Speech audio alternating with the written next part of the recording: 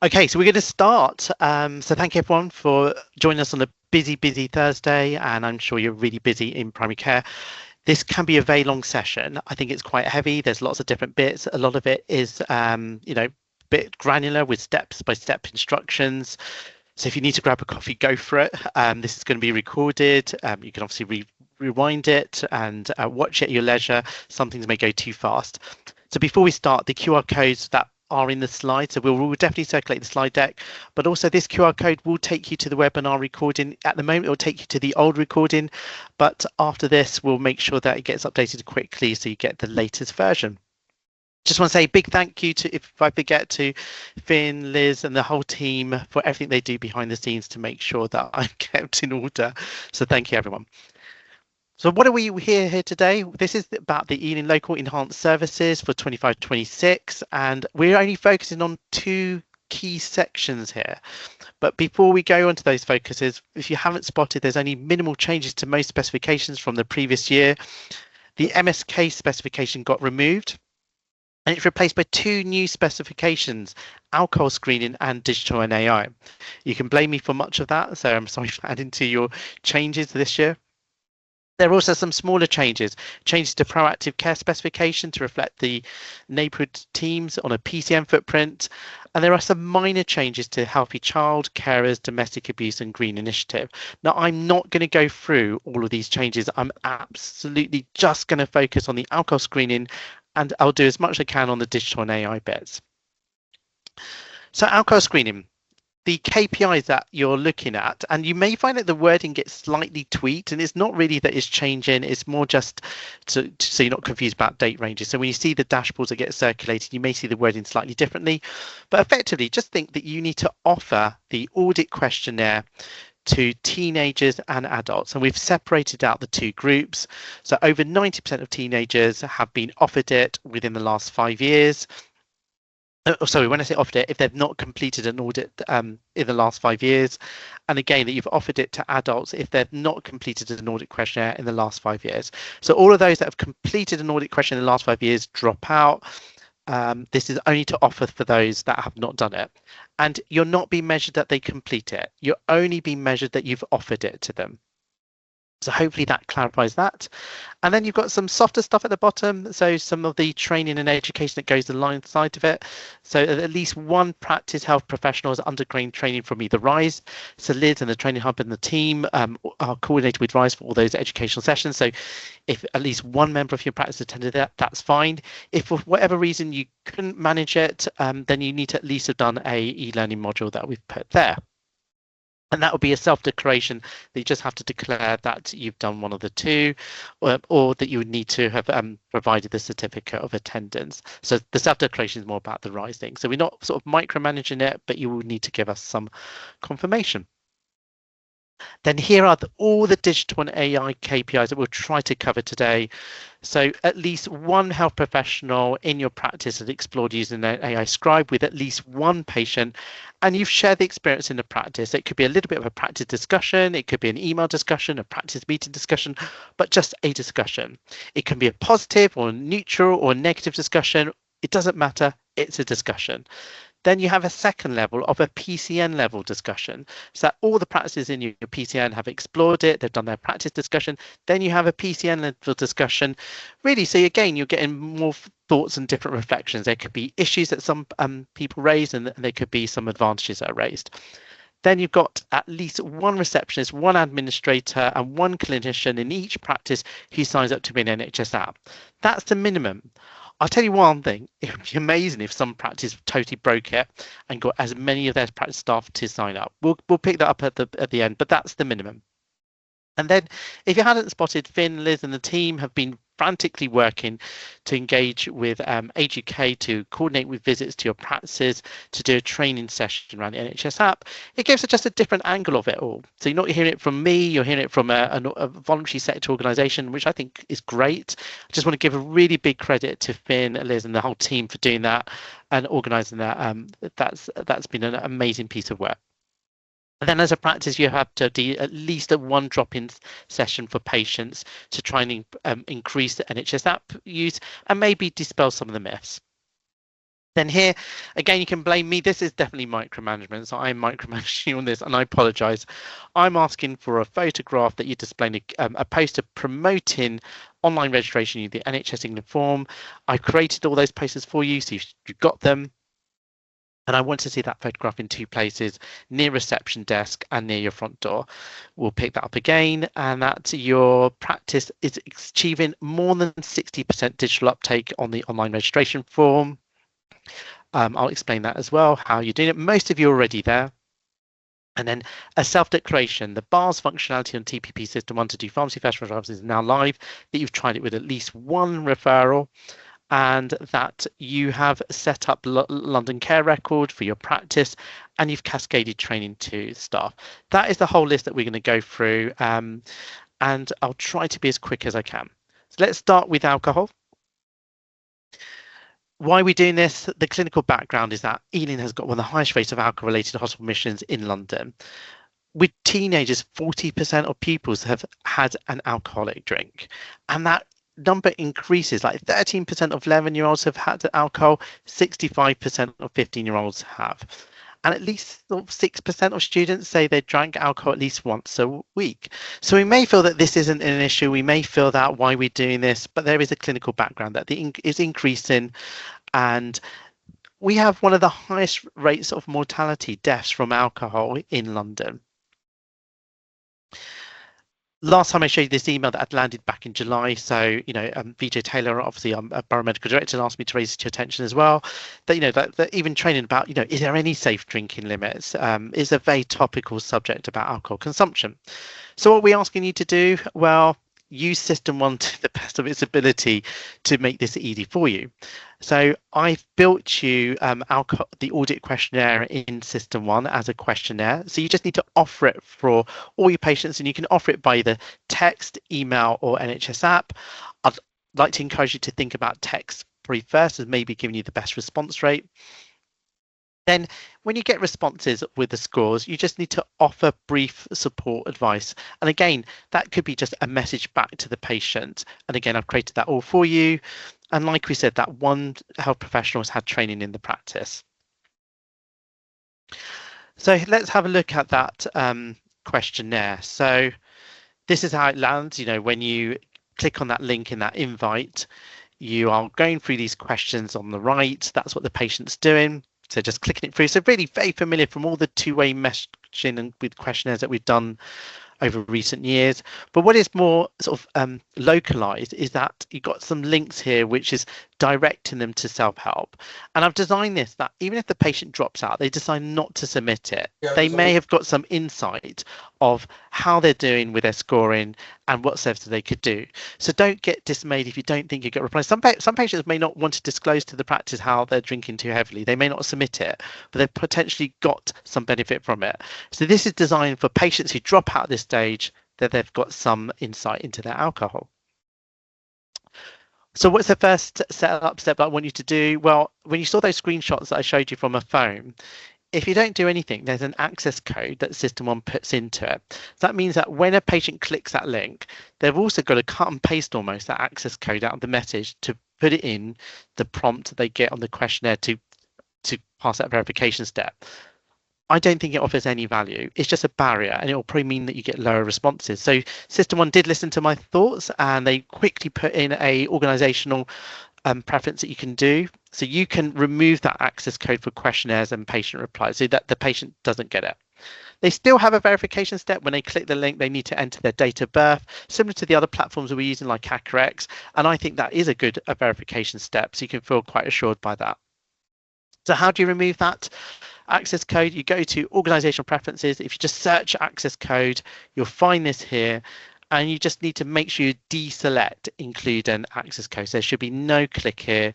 So if you do that and you do that deselection, please do this first thing.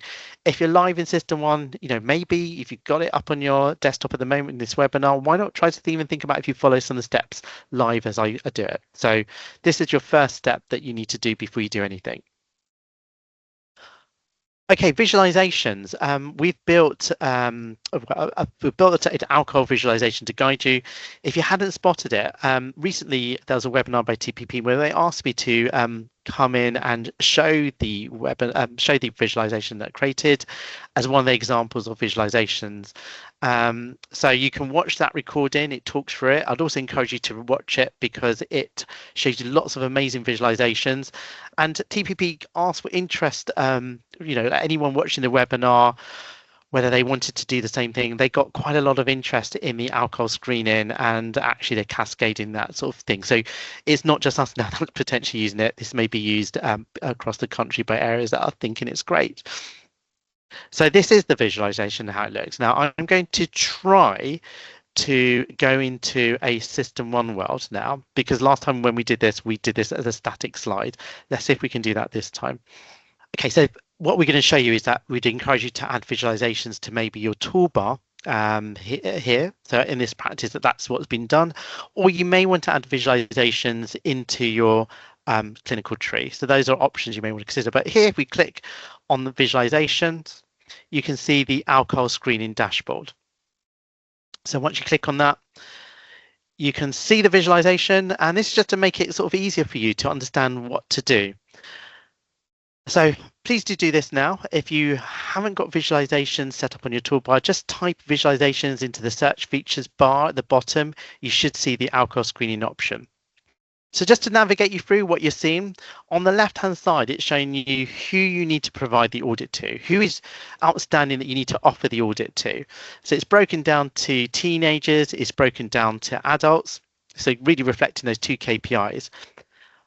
If you click on this here, and it will actually pull up the report that's aligned for it. So you don't have to go searching reports to think which is a report that I need to do. It'll pull it up. Now, I can't do it now because otherwise it'll be patient identifiable data. And if I try to do it, it will stop me saying that I'm trying to mask patient identifiable data. So I cannot show it. But what you would do is you would click it and then close the visualization, because the report will be pulled up in the background. But if I continue on, you'll probably see this grayed out, by the way, some of this, if you haven't got a patient actively retrieved. So communication annex here, if you click on it, it'll just show you what is the correct communication annex template message to send for this report. If you've got an individual patient called up, you could actually just send it like this, but you can see it's loaded the correct invite here. So it's coding it for a teenage invited. And what's important is if you use my messaging, I've kind of worded it, hopefully in a way that's going to be more acceptable to parents. So in this teenager, it says, dear parent, child of Mickey, guardian of Mickey, around 40% of teenagers have had an alcoholic drink, according to a national survey. We would like to ask some questions to be completed for Mickey using the link below. So I think, first of all, I just want to emphasize this. You may be concerned that parents will complain, why are you bombarded us with asking for surveys about my child's drinking? If we use this wording, it's saying, well, look, 40% of teenagers drink. So, it's trying to set the context so they don't think it's offensive or they don't understand why we're doing it. So I do recommend you do this as I've worded to helpfully, feel that you engage with your parents and your guardians in an appropriate way.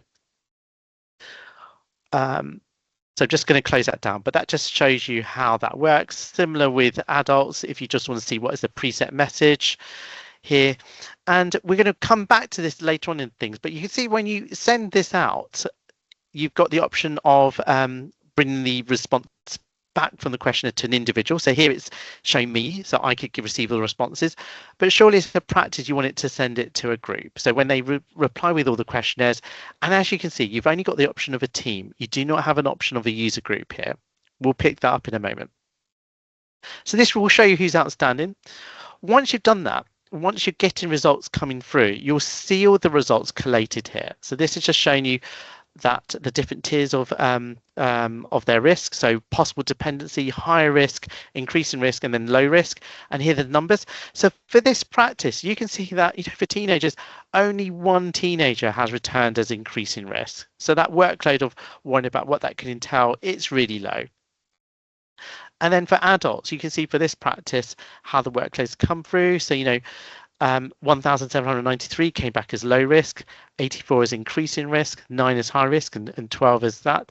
And this is just showing who's got risk. And then the red figures are showing who may be outstanding that you haven't sent a response to. You haven't given them feedback on their risk. Now, the reason I put the bottom in green is I'm not saying you have to respond to those that are low risk. They get feedback already in the questionnaire, and you may feel that there's nothing really to say to them. They've already got some feedback in the questionnaire. They've already got links in the questionnaire if their drinking pattern changed. So that's why it's green. It's not felt that you have to respond to those. But the ones in red are the ones you need to think about responding. And again, it's all set up for you. If you click on here, it'll pull up the report that shows who are those patients. And again, you can do the communication annex. Now, just so you may feel a bit confused, the communication annex that you need to send to that report, you access it from the reporting page, not from this button. I've only put these buttons in so you can actually see what is that communication annex preset.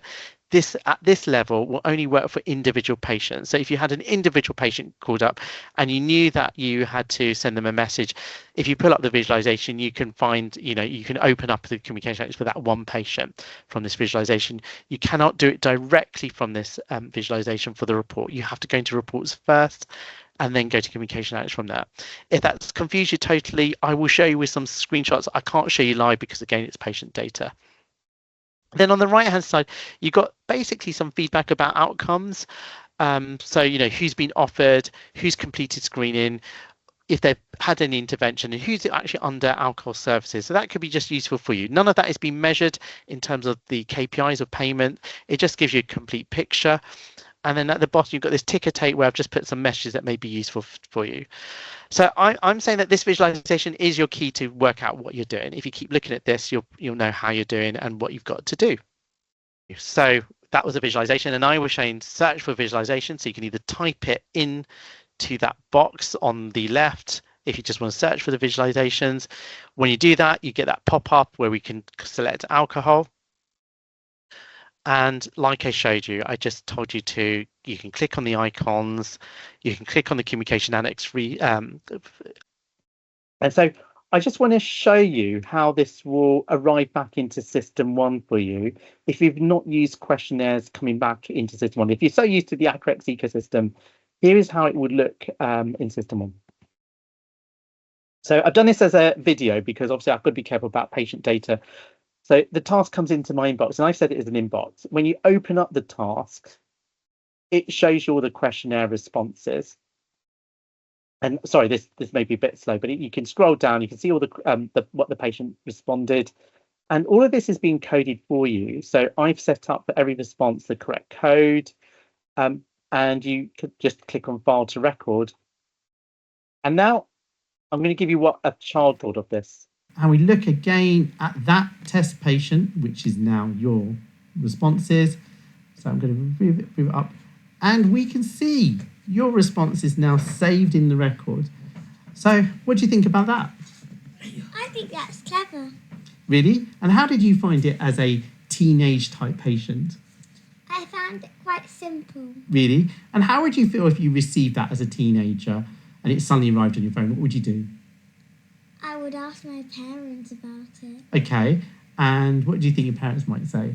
They would probably say that that the NHS people are doing a screening thing and that you need to answer it, or they would say don't answer it. Yeah, that's true. They may, and it's totally your choice. Your parents, and you may feel like you don't want to answer it.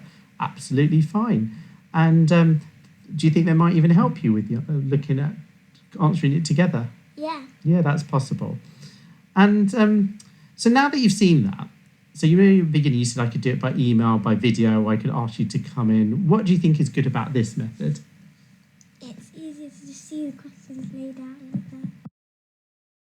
Okay, I don't know if you I hope the sound did come through, but basically yes, I did subject my my own child to do it, and actually she was younger than a 13-year-old. She was 10, and I didn't tell her what it was. I just literally said, look, would you mind if I just text it to her over my phone and you play with it and do it? So she got it as a 10-year-old, and those questions I asked her and her answers, I didn't plan them. I just asked her honestly, what do you think you would feel? And that's a 10-year-old. So just want to give you some assurance of like, if you're worried about the impact, if it arrives in parents' mobiles, or, can a child actually do it as well? 10-year-old found that straightforward. Clicking, I didn't give her any comment. I did tell her the date of birth she needs to do for the test patient. That's all I did. So now if we go to the next step of how to respond to risk, I did show you the the on the visualization how to do this, but there are preset messages I've done that. So I've written all the messages and responses back. So you just need to send that response back, and they're all labeled for which one is for which, for adults, for teenagers. So tweak the wording slightly, and it just gives them a message. And often they're just signposting to resources. So what do you need to do? First of all, I hope everyone has got Communications Annex on their toolbar. If you don't, this is a final reminder. Please add it to your toolbar, and this is telling you how to do that. And I've already told you, I really recommend you start to add visualizations to your toolbar and set it up to make it easy to access. I just think we're in a world now, surely we would want everything on visualizations. Doesn't it make it easier? Like, we all struggle to find reports. Do GP partners keep asking practice managers, how we're doing, because they can't see? If it's only 2 clicks away and you see something very visual, will people feel more engaged in how they're doing and look at performance more quickly? So adding it to the toolbar can be done by just going into, again, organizational preferences, adjust your toolbar. So if you just search for launch visualizations like it, you can just add it in by just clicking it across and then putting it wherever you want on the toolbar. I'd also suggest maybe you want to add visualizations to your clinical tree, and that will show you how you can do that. So it's just something you may want to do, and you can add individual visualizations, so particular ones that you want. It's just something you might want to consider. Okay, now I'm going to go in a slight diversion here, and I really apologize for the length of this. You've heard this in DAT earlier this week, so this may be repetition for people, but I want to go into that diversion because I would like us all to really get switched over from user groups to teams, and you can see why it's needed for this. Can I get a sense of hands? Can you feel comfortable here? Could you put your hand up if your practice has switched to teams? Okay, we've got one. I think we've got 1 or 2. Okay, so you two, you can literally just catch up with emails now as I fly through this, but hopefully we can see that for the rest of us, it is worth us repeating this. Maybe there's 3 hands up. Okay, so let's remind ourselves, what on earth is teams and user groups? So, you're used to when you send a task, you normally are picking a user group that you're sending it to.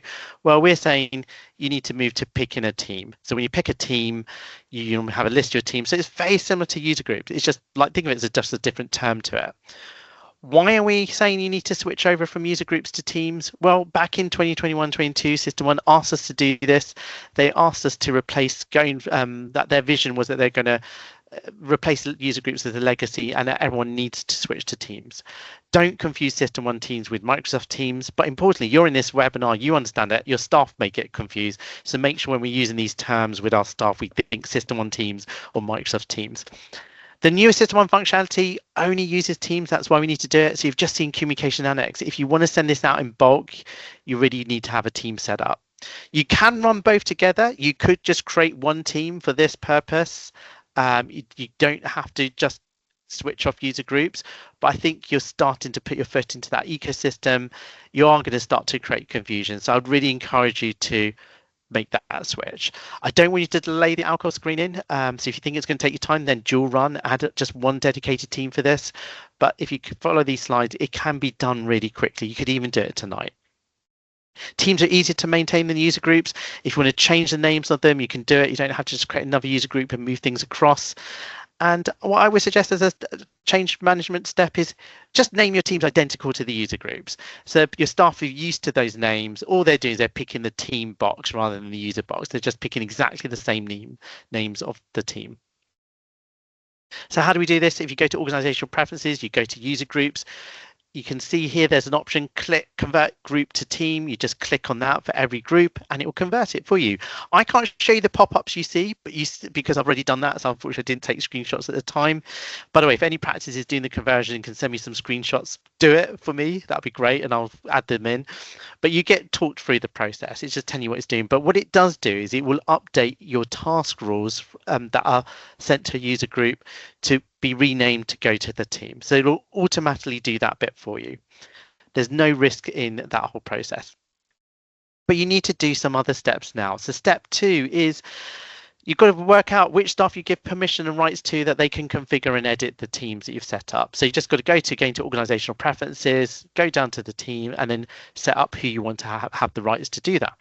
Once you've done that, those staff members can now configure teams and make adjustments. So if they go to setup, users and policy and configure teams, they then get this sort of screen here, and they've got options like new team, amend team, delete teams, edit the members of teams, and remove members. And if you do new teams, this is the kind of box that you get.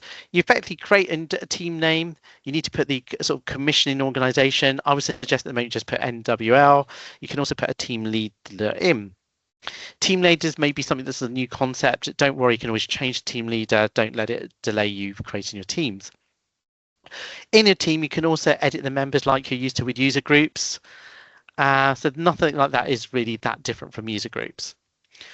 So now we move to step 3. So would like you to bulk update your tasks. So you've got tasks that are already in a user group. You now have to just move them into the new team. All you do is you click that user group, you select all tasks up here, and then you can click this assign box, and then you can go down the drops to reassign all those tasks to the teams. You've effectively just moved all those tasks from that user group to the new team that you created, and you can do it in bulk, so it's not having to do lots of clicks. Step 4, update team templates. You may have, task templates. You may have task templates. If you don't, actually, I would say you really do need to have task templates. It's probably the biggest thing you could do to improve the efficiency and communication within your practice. When you have task templates, you may have set them up to go to a particular user group. All you need to do is click on them and update them to now go to a team. Step 5, you may have also batch reporting that's set up to send a task to a user group. Just check your batch reporting, look at any that you set up, and update them to go from a user group to the matching team. Step 6, now you get into the stage of really getting ready to get rid of your user groups. You have a look at, again, in organization preferences for any user groups that you've got left, and just delete them all, because you've now created all your teams, you've moved all your tasks across, you can just delete them. And also, don't fear this. If you try to delete a user group and there's tasks, it will give you a warning. So, if someone just sent a last-minute task to a user group, don't fear. It will tell you that you can't do it. Now, step 7, I'm saying don't rush to do this box. There's a box here that says disable user group functionality. There is no pressure, no urgency to do this. If you do click this, it's a one-way process. You can see that warning at the top. You cannot go back to user groups. So even if you're slightly anxious with this whole experience, don't rush to do this. You can always come back to this at any point in the future if you want to do that. Step 8, you're ready. You've done the conversions, you've created your tasks, teams, you've moved all your tasks across. All you really need to do is a very simple email to all your staff, really saying, okay, now don't pick user group, pick the team, all the names are the same. You could probably circulate the slides to show them that slide that they just, where do they find the team? It's just usually the box or the row down below where they used to use looking at user groups. But what they do need to do as individuals is this step here. They need to check whether as an individual they've adjusted their settings for sending tasks. And actually I recommend that all users do adjust their settings here, because as a default, if they forget to send a task to a particular user group or a particular person, it goes to unassigned. If it goes to unassigned, there can usually be delays, people forgotten it, or there's more workload having to redirect it. So I recommend personally that all staff either select that they send it to me themselves. So it's like a boomerang. If they forgot to select who they're sending the task to, it comes back to them. So you kind of realize straight away what you've done. That I think is a really safe option. If a staff member feels that the majority of the task goes to one particular user group, I think that's the second best option. So in the old world, now we're in the world of teams. So really, if they had set themselves up for a user group, they now need to just adjust it to be a team. And then the final step or warning is this. There is one issue with this changeover. If you had used lots of scheduled tasks set up to go to user group, once you've deleted it, once you move to teams, they still go to that user group. Even if you deleted that user group, it still comes back like a ghost. And this is the example here where, the practice has moved to teams and then it has popped up here as a task that's come into a user group. All that you need to do is it needs to be just reassigned, but you need to just keep an eye out on this all task inbox here, because this could happen over the months or even a year, depending on how much in the future you send a scheduled task. Have raised this with TPP, have raised it as a development request. I really hope that they start to do a fix on that issue. So there we have it. That is a checklist. I'm not going to repeat it, but I've just shown you all those slides here. We've done the conversion on the user group. You set up who can access the configuration of it. You do a bulk update of getting the tasks moved over from user group to the corresponding teams, update your task template, update any batch reporting, delete all the user groups. Don't rush to disable the user group functionality, and then alert your staff about the change and ask them to update the user preferences, and be mindful of the risk. Think who's going to monitor that all task inbox to look out for those, particularly if you're using a lot of scheduled tasks. Okay, I know I may have lost some of us. We're going back to alcohol. Yeah, it seems like a long time ago, doesn't it? So if we go back to alcohol screening, where were we? We need to look at reports and what we're going to run. So first up, from the visualization, when you start to use a visualization, it will automatically run reports. You can find the reports here. You can also find them in a separate location. You may get confused. You'll see from the BI team, there's a second location. You may be wondering why the reports in two different locations. The reports are mirrors of each other. It's just that the visualization was created right at the beginning. A lot of you, when we did this webinar the first time round, the BI team hadn't created the dashboard. It's now probably a bit confusing to reset the visualization and get everyone into two things. So they're just mirrors of each other. So this is where they are in one place, but you'll see that they're there in a second place. But these are the ones that are linked to the visualizations at the moment. So you just need to make sure you run all those reports. And when you look at the reports, again, like I showed you in the visualization, you can see who needs to be offered it. So you've got the breakdown of who to offer for teenagers. So if you just go to report, click on show patients. And remember, you can pull up this report from the visualization. Once you've clicked on this box here, all patients, you can, I'm not trying to be patronizing, but if you're used to doing the bulk messaging, you can do it as pages of 250 patients per page. You can't do the whole report in one go. So just select the whole, all the patients on the first page, and then you select communication annex. So it's there on the right hand side. Hopefully we always started to use it from the reporting scheme. It's kind of far out there on the right. You could forget that it exists. And then select the preset. So here, if you just search for alcohol, select alcohol screening invite for teenagers and click OK. And what you need to do here is make that adjustment of where do you want the responses to come back to. So if you set up your team, you would obviously select the team at this point. And then I'd ask you to just think about adjusting the signature. Personally, I would really like this to be adjusted to go from a GP partner's name. So clinically, even though the GP partners may not be physically sending it, so maybe nominate a GP partner in the practice, just alter that signature to say, dear Dr. So-and-so with the practice's name. It will just improve the response rate. If you look at all the research, when the patient gets a text from a named staff member, the response rate is far higher than if it's like, dear, this practice. And I recommend you take that approach with everything you're doing, that you think about a named individual to improve patient engagement. Pawan, do you want to ask your question? Yes, sorry, it's just unrelated to the Shankar. At the bottom when we send a message, I can see there's an option to say delay sending message or, these options, when I was, navigating through while on my system as well, I didn't get that option. Is there something different? Yeah, it's on. I covered it in one of the DDAT meetings, and I think another practice. It's in organisational preferences. Even if you search for it, I mean, I'll ping some extra slides. I'll try to. Do you know what I'll try to do? I'll try to see if I can add an extra slide or two in to the deck before I share it. I have done it in a DAT meeting as well. Okay. Can I just put a slight caveat here with the delayed send? It's about failure rates. I do think we're used to Accurex, aren't we? Accurex probably is easier to track it and understand it. You've got to you've got to keep the gateway machine running effectively. If your gateway machine is turned off, these delay sends will fail. You did then get a warning when you log into system one. It'll give you a big warning saying there are meshes that failed to send, scheduled meshes that failed to send. It will show you where a report is, where you can find them, and then you've got to go through them to resend them. So it is safe in that way, but it is that whole issue about your gateway machine managing it. If you think as a practice you're not going to be great to make sure that gateway machine is turned on, I would say don't rush to it. Okay, sure. Normally our gateway is always open though, we never turn off our gateway unless we have to. But what I do think, Vera, is that the conversation from April 26 onwards about what are we all going to be funding, all of this is at no cost from System 1. So I definitely think hopefully you can see what I'm trying to do. I'm trying to get every practice to explore all the free functions into system one, so you as practices and PCNs can figure out what your decisions making is going to be.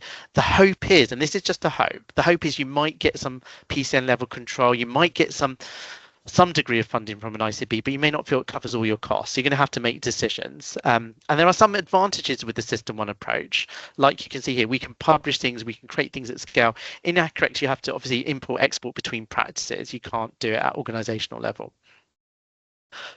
Okay. Next one here is, obviously I've redacted and blanked all the pages, but obviously go through it in each page and you have to do it in each batch of 250.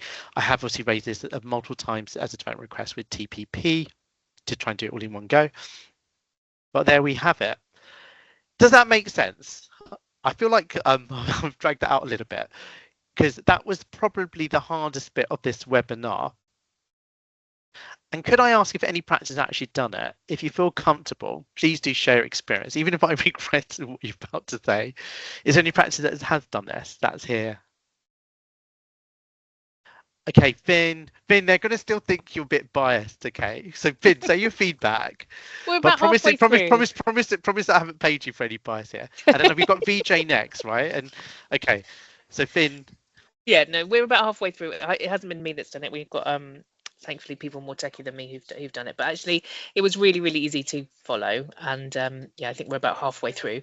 I think the only bit that we slightly stumbled on was getting, once the responses coming back, getting that process in place for someone to monitor the ones that needs a clinician to look at. But no, it's been very smooth. And you know that what you've just said, I hope everyone can see, you know, that visualization is your fail safe. Like, you don't even, and I promise you, even when by the way, I've done this pretty much all the workload myself at a practice level for I think about 15,000 patients. So without any admin team, like, and I've just because I wanted to understand the pain, I did this last December before we even rolled this out. So I tested it, did it all myself, so I can understand the workload. 100% there's been times when I've missed a score. I've done bulk responses and it's gone so fast. I thought, oh my God, that was a high score. I didn't do anything. But that's why I built the visualization reports that way, that you just have to think, okay, well, it's filed in the record, it's been picked up by that report. You just go to that visualization, it will show you who's outstanding, and you just pick it up from then. So even if you, I mean, yeah, you could say about delay, but you know, like they get some feedback instantaneously in that questionnaire as well. So they will know if there's high risk. They can do confirm score, calculate score. They've got links to things. So don't also feel there's a huge risk if you added a delay before you responded to them. Okay, VJ, I hope your hand's still up because we want someone who, Finn's obviously, I hope you understand, Finn could not lie to even if she wanted to lie, right? But VJ, can you give some feedback? Okay, I'm a bit worried, VJ. Hopefully. Yeah, it was straightforward, like Finn mentioned. It was easy to follow from the YouTube video, the recording that was done previously. It was just time consuming. I had to do 250 at a time. Yeah. Apart from that, there were like around 5,800 patients, so I had to go 250 at a time. Apart from that, it was straightforward. And the response rate for my practice is around 6%. Okay. So someone has put in the chat what was the response rate like. So only 6% of my audits have come back, and we file them away. That can be bulk filed if you just select all the responses and click on action. It just automatically goes one by one. So that can be done in bulk. Yes. When I did it on 15,000, and this was very much I would say a Southall population, so you know, lots of diversity, lots of language barriers, etc. I think I got a maximum of about a 15% response overall. And is anyone else who's done it who wants to share what they think about response rate? I mean, I'm thinking obviously we've all got very different population demographics. So you know what VJ's point about, like it is a pain with System 1 Communication Annex, so that and you know the whole message, even with the old SMS messaging, it's the same issue. You can only do it in batches of 250. But for this exercise, if you're feeling slightly worried about response rate, will you feel overwhelmed, or even a bit scared about the fact that it's the first time doing it? Actually, this is an advantage. You could just do a small batches at a time, feel comfortable with the responses, understand exactly what Vijay said about how he's very quick to just bulk action, all those things. Hear my story. Even if you missed a score and it was high, or you thought you needed to do something, you can see that the report then picks it up. So just gain confidence in the system. Vijay? Of course, yeah, I had some resistance from parents when I sent the teenager question. They some of them even complain, why you're sending this kind of thing to my child. So did you definitely use the word in the preset meshes? I use the communication flags. Yeah. So one thing I will say is it's interesting what the future of health is. We've got so many health issues that we're facing with our children, and whether it's social media, childhood obesity, and things. I'm actually glad that there is some tension that we all have in this, because otherwise we're not doing something differently. We've not screened teenagers, but the bulk of the feedback of all the practices that have done this, and remember, they're not on this webinar because they feel like they've done it, is that we're only aware of maybe even the complaint is more like a concern. And I would just, those slides I showed you at the beginning, like what I said in the text message, we know that 40% of children drink. So that parent, even if they think their child doesn't drink, well, just tell us. It's great. We know that your child's not a concern, but we need to think about the other 40% of the population of teenagers that do drink. And most of them are going to be low risk, fine. But even if we pick one child in Ealing that is at a higher risk and we did it, maybe, just maybe, it was worth it. And you saw at my practice of that practice I did it and only picked up one child, and actually I still think it was actually worth it for one child, that their risk is starting to grow. And I have sort of seen that some practices have had similar sort of experiences. I've not heard of a practice that has become more than a really big complaint. It's more like just, oh, why did you do it? And you've just given them some quick feedback. And obviously you can explain it is a borough-wide initiative. It's not your specific practice. Any other concerns that people have or fears? I mean, the one thing I would also say is that culturally, the population that the practices serves, most of them are non-drinkers. I didn't feel it created any dramatic cultural concerns that they were asked. Like what Vijay said, they probably thought, why am I being asked? But they just quickly filled it in as sort of as a like non-drinking child.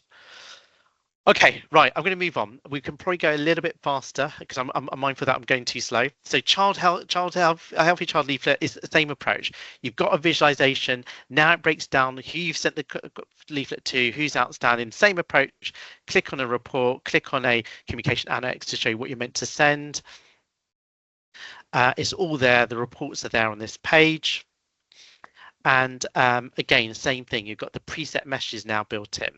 So please do this even if you're doing a different approach before, because it also adds codes in now that tracks what you've done.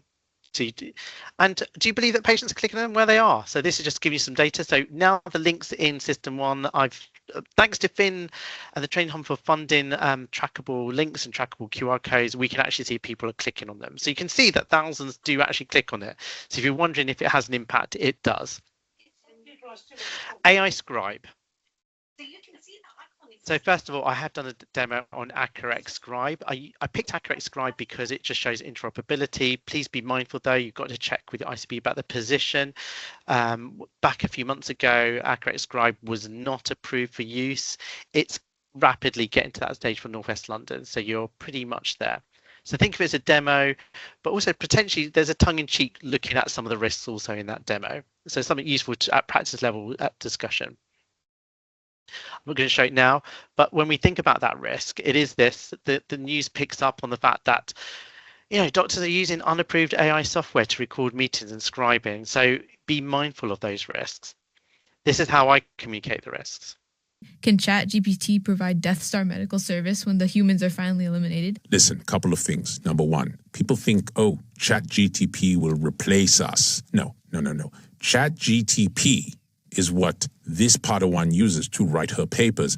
ChatGPT makes us all look good. I just use it to do everything. I go, oh, I need some admission orders. ChatGPT, help a brother out. And by the way, it's all how you architect the question. I just say, ChatGPT, I need a dope ass admission H&P for somebody who's old, found down in stool, and I don't know what's up. And it's like working, and it just there it is.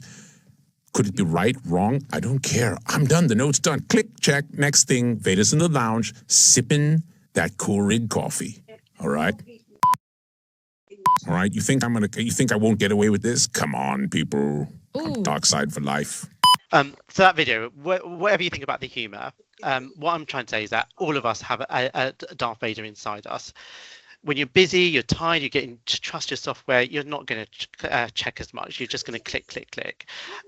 When I really pushed myself, even using Accurate Scribe with integration with System 1 like months ago, I could see within a day, when it's so easy with the integration, it starts to happen.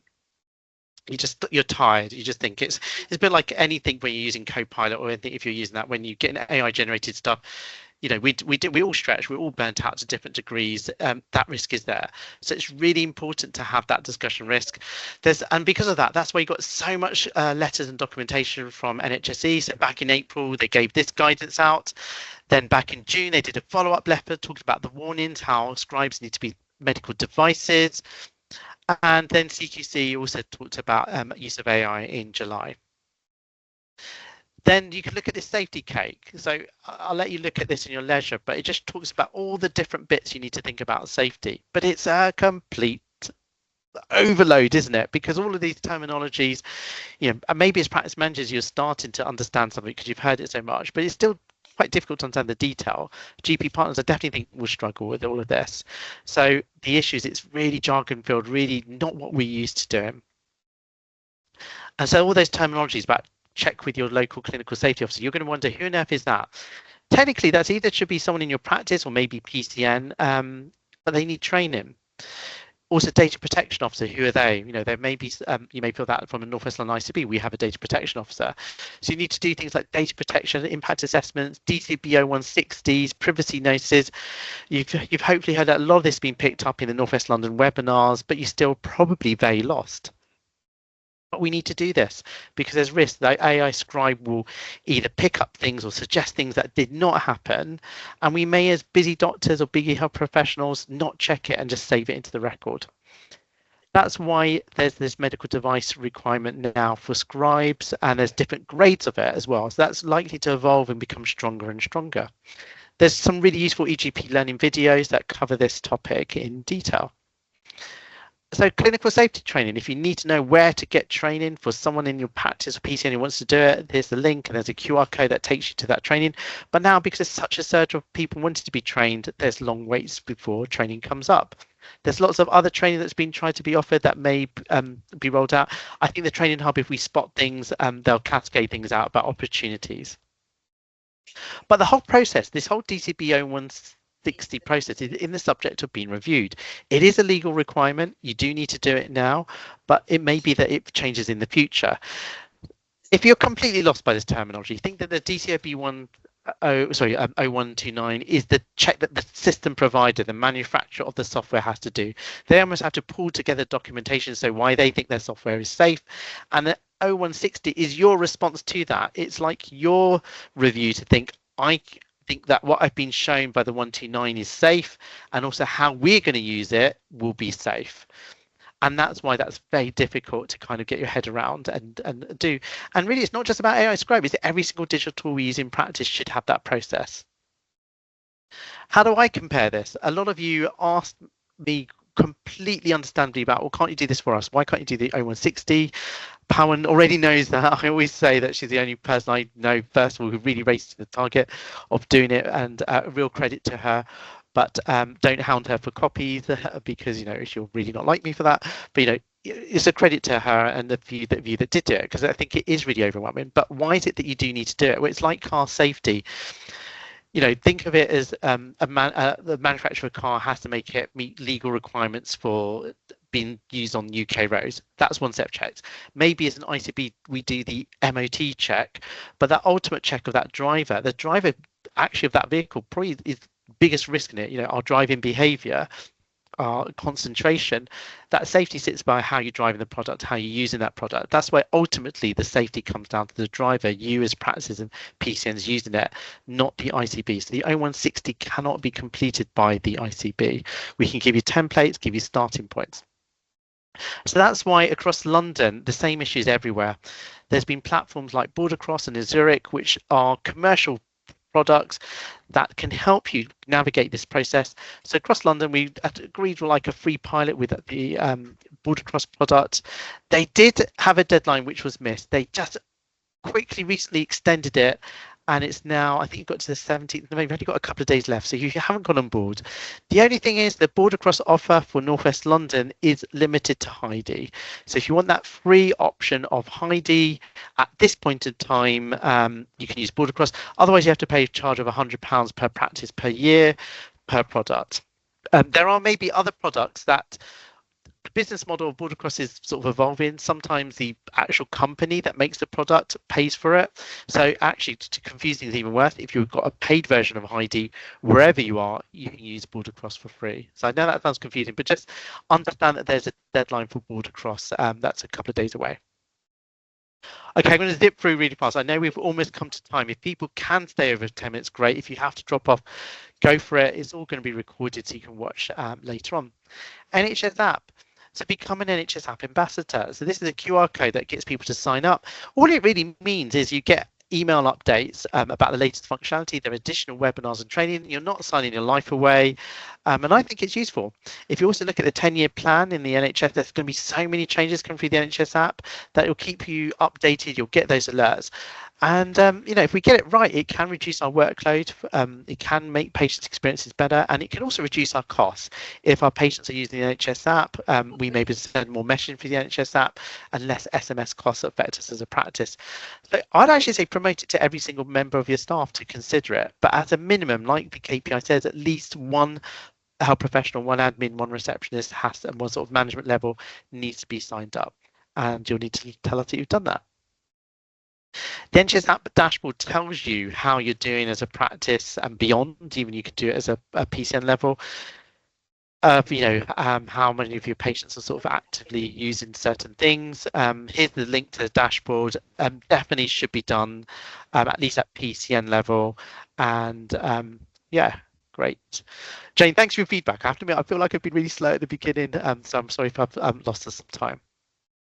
But just want to point this out, in Communication Annex, I have put some Communication Annex preset templates for all the different functionality.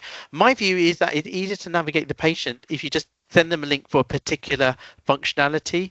So if it's a patient who you want to tell them how to use repeat prescription NHS app, just look at the Communication Annex, send them that link, get your staff to understand that these exist, so you can get that patient to understand that process. They will see a walkthrough video by the NHS app team, which walks them through it. I think that works well for language demographics as well, like language barriers.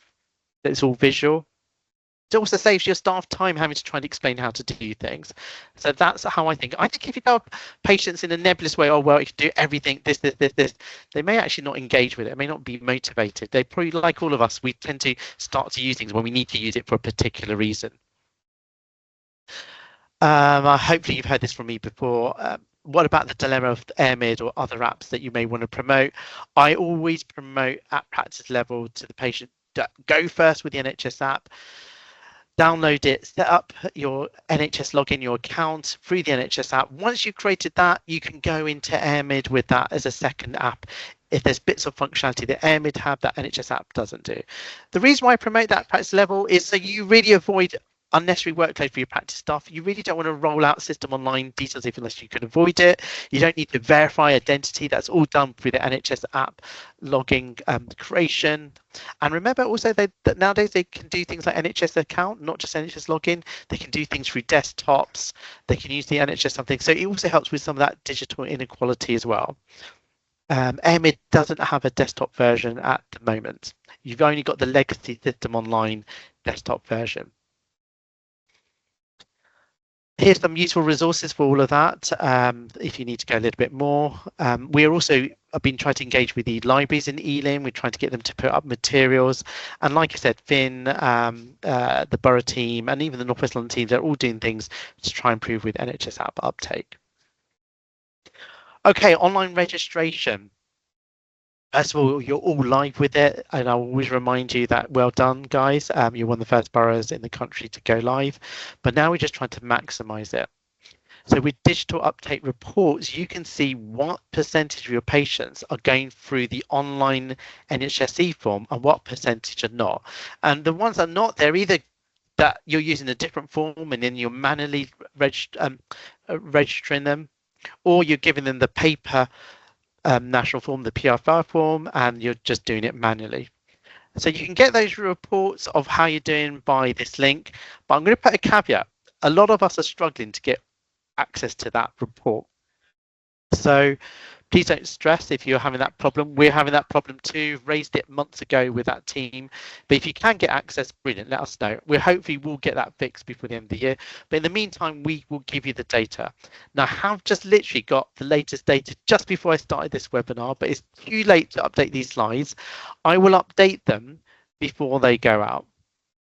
But this is back when we did the webinar last time, back in July. These were all the practices that were below 60%. I think a lot of them have improved now because they've looked at the issue and resolved it. And you can see that nearly every practice was above 60%. So even without doing anything, so that first webinar, not thinking about it, they're above. And all of those were above 80%. So I will do a refresh on these slides to show you, see where you are. And that will hopefully really help you. But I just want to say that it is really easy to get above 80%, even if you think of digital exclusion or health barriers or language barriers. But a lot of our practices were above 80% even without trying. And why does this now really help you? It's auto registration. Again, can I get a show of hands? How many of you have activated auto registration and understand what that is? Okay, and then I'm going to put your hands down. How many of you, just want to just check if people fall asleep on the floor, how many of you haven't done it? Don't know even what I'm talking about. Jay, you haven't, or is that just a legacy hand? Okay, legacy hand. How many of you haven't activated it? So yes, this is the TPP functionality from NHS England for auto registration. I have put a notice alert. TPP recently have done some recent emails and comms again. You activate it via Profile Manager. I have done the slides. It takes seconds to do. There can be a lag to get activated, but what it means is that you then get the registration through as a task. Some of the code information is already created for you and put into the patient's records, so it just saves you time. It may not save you as much time as some third-party automation companies. So there are companies like HealthTech1, GP Automate, and JIFJAF that also offer registration, but they do all come with a cost. This one's totally free, so definitely worth exploring it. You can still run this beside other third-party automation. Just tell them what you're doing. So the more you maximize digital uptake, the more you reduce your workload because you'll get more benefit from auto registration. So how do you improve digital uptake? First of all, just make sure you've adjusted all your settings, and there could be setting errors. You may realize, your settings of, do you take out of, like just some of your settings may be wrong, potentially. I hope most of you are not at that stage at the moment, but it could be possible. Second of all, check your catchment area. Are you sure you're mapped correctly? It was busy when you may have gone live with it. Now's a chance just to recheck. So again, look at the slides because about 20% of practices are thought to have slightly incorrect catchment areas. This has nothing to do with the registration product. It just uses the mapping that was in use from Legacy. So Jay, do you want to ask your question now? How do we edit that catchment area if it is an issue? Because I'm went round in circles. Yeah. Okay, these are the slides here. So, and it is really complicated or frustrating, but it's been made easier over the years. So you need to go to get this catchment area hub, and you need to email this team if you can't get access. Only one staff member for practice can have edit rights. When you go into the hub, and I promise Jay, I think you know how I work. I went back and forth with the team to get these user guides improved. You can access them from the prompt page. So the teams that the staff, actually, I think there are some practice managers who have done this. Is anyone happy to speak up and say how they found this process? Because I prefer to hear it from a user rather than me.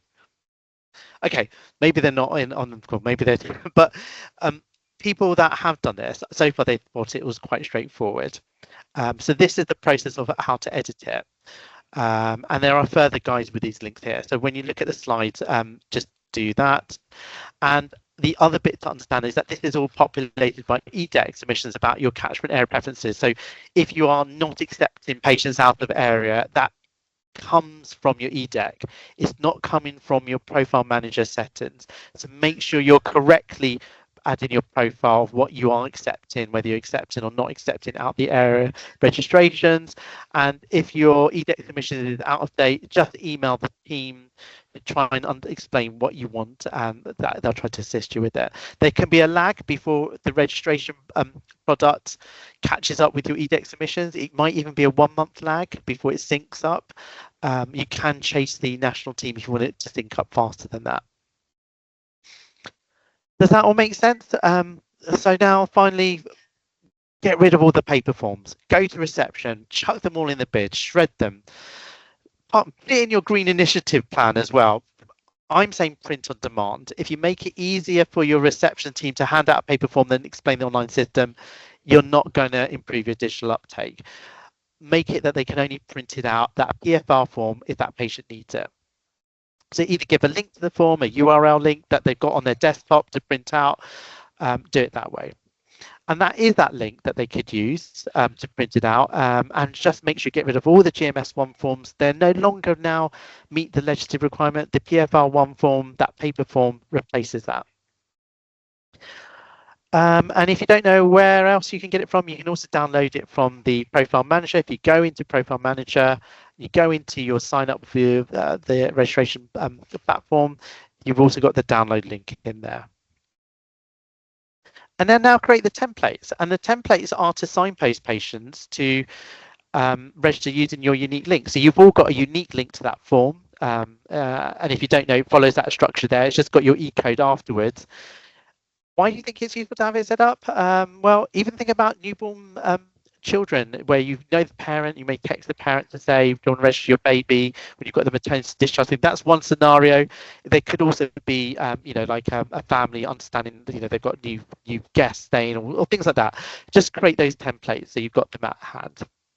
And also create the template for if you're rejecting their registration, that you've got out the area one, you don't want to register them, have a template like this so you direct them back to find a GP page so they can find an alternative practice. Okay, but the top things that we're doing in the digital thing is make sure you've got the correct link on your practice website. And I think most of you have, but you may still have kept some old forms, incorrect forms. Also there, get rid of all the other forms. You've got to just have that single registration form. That's also a contract requirement. The contract is that you can only solely have that one form, not multiples. And then the promotion. I've given you that practice poster.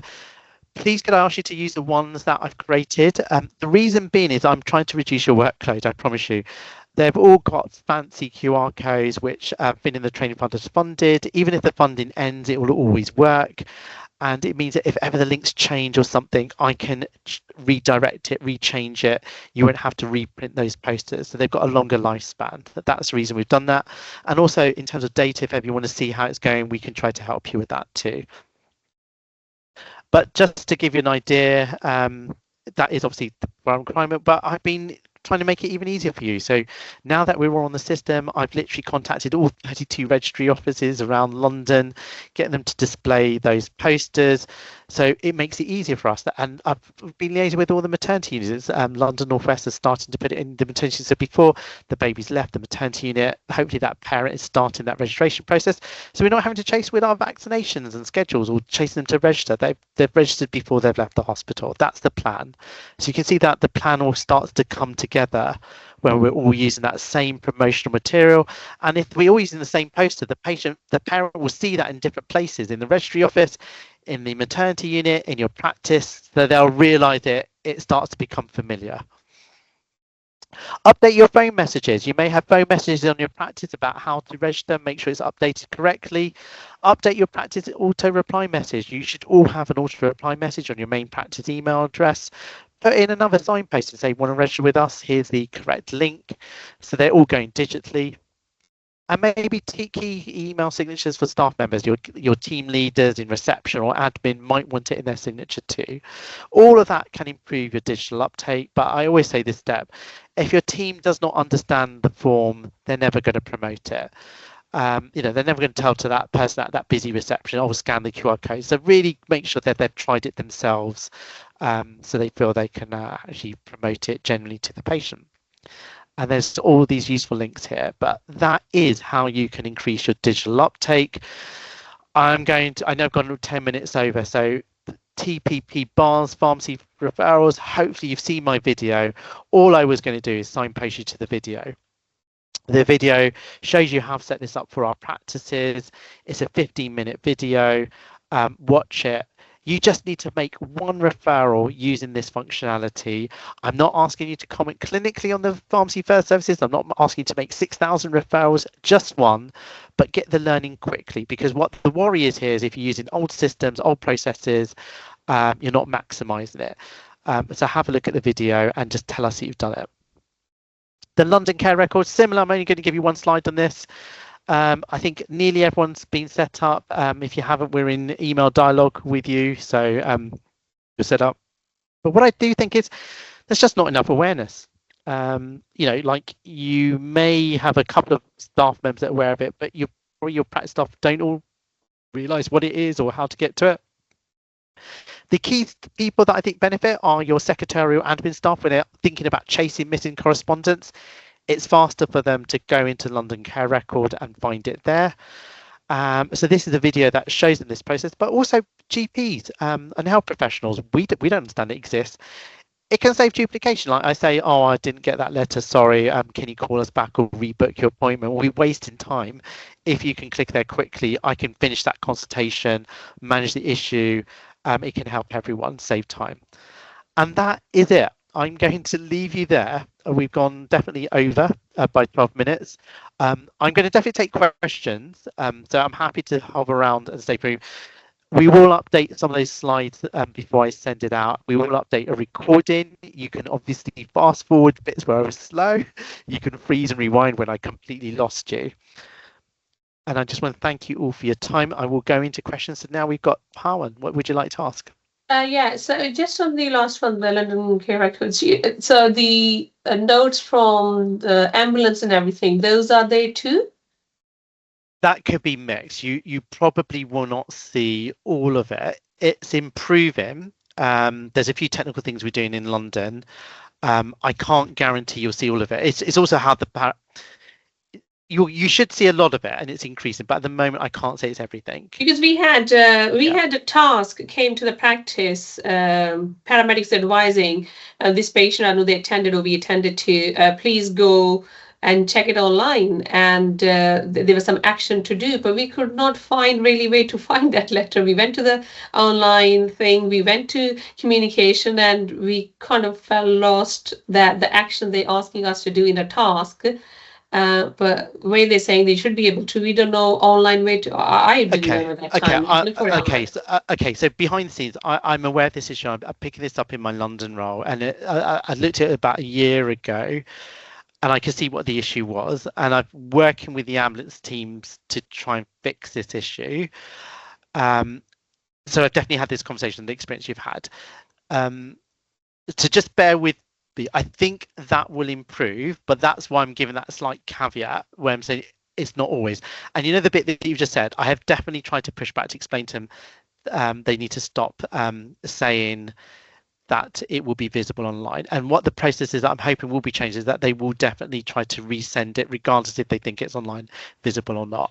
My worry was, Shankar, that time, if there was something 100%, urgent to do. So to me, even if we couldn't get it online, that's not a problem, all right? But there should have been some sign posting to say, if you're not able to, so if you could for now give a feedback to change their task to say, if you're unable to see this online, you can reach us on here. With that patient, we were lost because the doctor's saying, I don't have what you want me to do. 2 days we've been finding what to do, and then we were again finding how to get into the team. Yeah. Okay, Pawan, I can tell you the detail, right? So first of all, I actually completely agree with you. Put aside whether it's available online. You kind of normally think as a task, when you're asked to be doing something, you should be given it as part of it. It's like a push system, not relying on people to find it. It's 100% support you. I've also explained it as delay, exactly what you described. Even if it is available online, people need to understand how to do it because not everyone can understand what do you mean by available online. So we've had that conversation. What I've asked them to do is they definitely send it when they send. So rather than saying you see it online, that they do attach it. It's just that you know those moments when you want to just laugh. It's just that the person who sends that to you can't actually access it themselves directly because it's on a different system. So you have to do a manual way to do this. That is what I'm asking for them to do. And I don't think it's a big issue because the number of times actually a paramedic or something asks you an actual practice is actually really low, and they agree it's really low. Yeah. So hopefully that's how it's going to go. That you will be, when you get asked a task, it will be attached, and that the explanation of how to see it online will become a lot clearer. So you'll have both things doing it, but it's going to take time before it gets to that stage. So that's why, as a caveat, I'm saying to you at the moment, think the London Care Record doesn't show you everything. Yeah. Thanks. Okay. Any other feedback on anything else? Well,